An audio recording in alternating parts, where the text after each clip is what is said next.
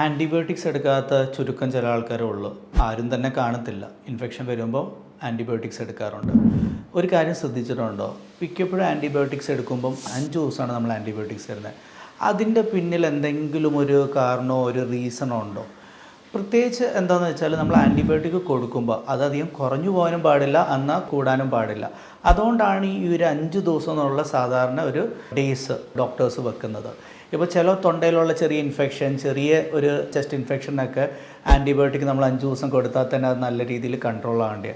അതേ സമയത്ത് നല്ല സിവിയർ ന്യൂമോണിയ ആണെങ്കിൽ നമുക്ക് ചിലപ്പോൾ 7 ദിവസം കൊടുക്കണം, ചിലപ്പോൾ അതിൽ കൂടുതൽ കൊടുക്കേണ്ടി വരാറുണ്ട്. അപ്പോൾ ഈ 5 ദിവസം ഒന്ന് കൊടുക്കുന്നതിൽ പ്രത്യേകിച്ച് കാരണമൊന്നുമില്ല.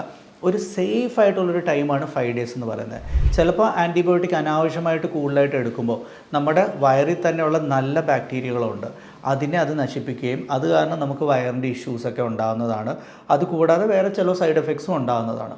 അതേ സമയത്ത് ആൻറ്റിബയോട്ടിക് കറക്റ്റ് ഒരു ടൈം നമ്മൾ കൊടുത്തില്ലെങ്കിൽ ആൻറ്റിബയോട്ടിക് റെസിസ്റ്റൻസ് പോലെ വരാം. അതായത് ആ ബാക്ടീരിയകളെ കൊല്ലത്തുമില്ല, അന്ന് ആ ബാക്ടീരിയ ഇച്ചിരി സ്ട്രോങ് ആയിട്ട് വരികയും നിങ്ങൾക്ക് അത് കൂടുതലായിട്ടുള്ളൊരു ഇൻഫെക്ഷൻ ആവും.